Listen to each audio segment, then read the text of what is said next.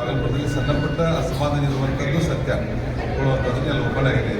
ಅದನ್ನೆಲ್ಲ ಮನೆ ಎಲ್ಲ ಕರೆದು 80% ಸಮಸ್ಯೆಗಳನ್ನು ಪರಿಹಾರ ಮಾಡಿದ್ರು.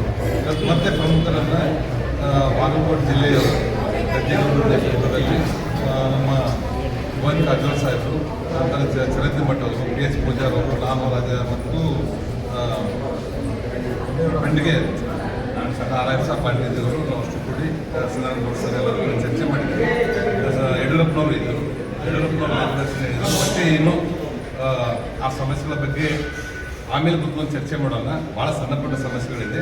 ಇವತ್ತು ಭಾರತೀಯ ಜನತಾ ಪಾರ್ಟಿ ಗೆಲ್ಲಬೇಕು, ಕಮಲ ಗೆಲ್ಲಬೇಕು. ಅದರ ಸಲುವಾಗಿ ಎಲ್ಲರೂ ಕೂಡ ಒಗ್ಗಟ್ಟಾಗಿ ಅಂತ ತೀರ್ಮಾನವನ್ನು ಕೊಟ್ಟಿದ್ದಾರೆ.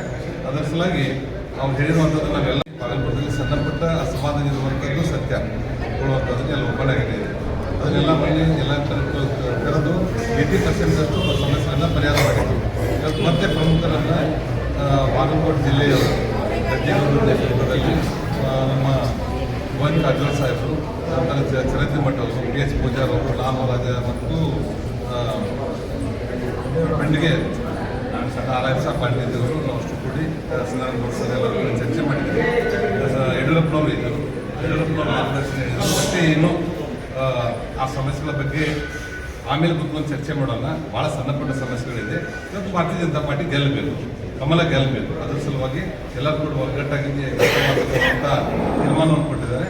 ಅದರ ಸಲುವಾಗಿ ಅವ್ರು ಹೇಳಿರುವಂಥದ್ದು ನಾವೆಲ್ಲರೂ ಒಪ್ಕೊಂಡಿದ್ದೀವಿ.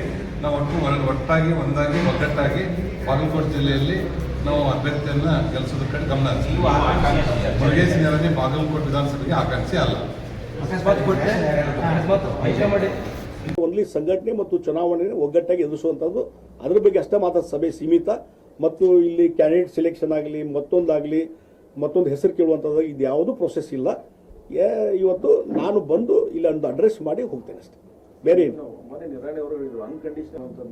ನೋಡ್ರಿ, ಈಗಾಗಲೇ ರಾಜ್ಯ ಮಟ್ಟದ ನಾಯಕರು, ನಾನು ವೈಯಕ್ತಿಕವಾಗಿ ನಮ್ಮ ನಾಯಕರ ಜೊತೆ ಚರ್ಚೆ ಮಾಡ್ತಾ ಇದ್ದೇನೆ. ಇದು ಪ್ರೊಸೆಸ್ ಮುಂದುವರಿತದೆ ಮತ್ತು ಡೆಫಿನೆಟ್ಲಿ ಒಂದು ರಾಜಕೀಯ ವ್ಯವಸ್ಥೆ ಇದು. ರಾಜಕೀಯ ವ್ಯವಸ್ಥೆಯಲ್ಲಿ ಎಲ್ಲರೂ ಕೂಡ್ಕೊಂಡು ಕೆಲಸ ಮಾಡಿದಾಗ ನಾವು ಗೆಲ್ತೀವಿ. ಡೆಫಿನೆಟ್ಲಿ ಆ ಮಂತ್ರನೂ ಇಟ್ಕೊಂಡು ನಾವು ಕೆಲಸ ಮಾಡ್ತಾ ಇದ್ದೇವೆ. ಏನೋ ಭಿನ್ನ ಮತ್ತೊಂದು ಇದ್ರೂ ಸತ್ಯಕ್ಕೆ ಪ್ರತಿಯೊಬ್ಬರು ಕರೆದು ಮಾತಾಡಿಸಿ ಅಂತ ಸರಿ ಮಾಡುವಂಥ ಕೆಲಸ ನಾವು ಮಾಡ್ತೀವಿ. ಇವತ್ತಿನ ಈ ಸಭೆಯಲ್ಲಿ ನೋಡ್ರಿ, ಒಬ್ಬೊಬ್ಬರು ಒಂದು ಅಭಿಪ್ರಾಯ ಹೇಳ್ತಾರೆ. ಅದು ಅಲ್ಲಿನೂ ಹೇಳ್ತಾರೆ, ಎಲ್ಲ ಕಡೆನೂ ಹೇಳ್ತಾರೆ. ಮುಂದೆ party has to take decision. Over all ಎಲ್ಲರದ್ದು ಅಭಿಪ್ರಾಯ ತಗೊಂಡು ಅದು ನೋಡ್ಕೊಂಡು ವಿಲ್ ಟೇಕ್ ಡಿಸಿಷನ್. ಉಪಚುನಾವಣೆ ಆಗಿರೋದು ಒಂದು ಕಡೆ ಅನುಕಂಪ, ಮತ್ತೊಂದು ಕಡೆ ಸಂಪನ್ಮೂಲ, ಮತ್ತೊಂದು ಕಡೆ ಸರ್ಕಾರ, ಈ ಮೂರು ಶಕ್ತಿಗಳನ್ನು ಎದುರಿಸಬೇಕಾಗುತ್ತೆ.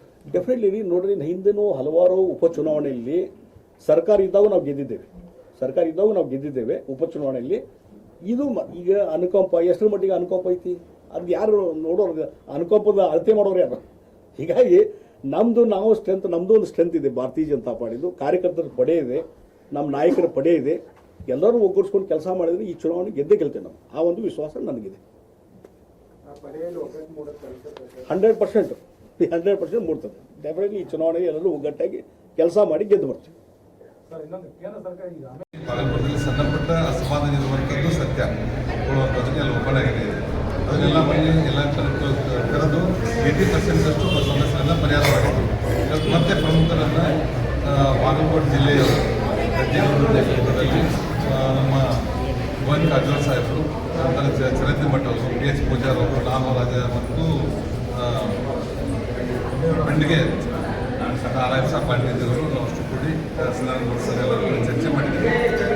ಯಡಿಯೂರಪ್ಪನವರು ಇದ್ದರು, ಯಡಿಯೂರಪ್ಪನವ್ರ ಮಾರ್ಗದರ್ಶನ ಇದ್ದರು. ಮತ್ತೆ ಏನು ಆ ಸಮಸ್ಯೆಗಳ ಬಗ್ಗೆ ಆಮೇಲೆ ಕೂತ್ಕೊಂಡು ಚರ್ಚೆ ಮಾಡೋಣ. ಭಾಳ ಸಣ್ಣಪುಟ್ಟ ಸಮಸ್ಯೆಗಳಿದೆ.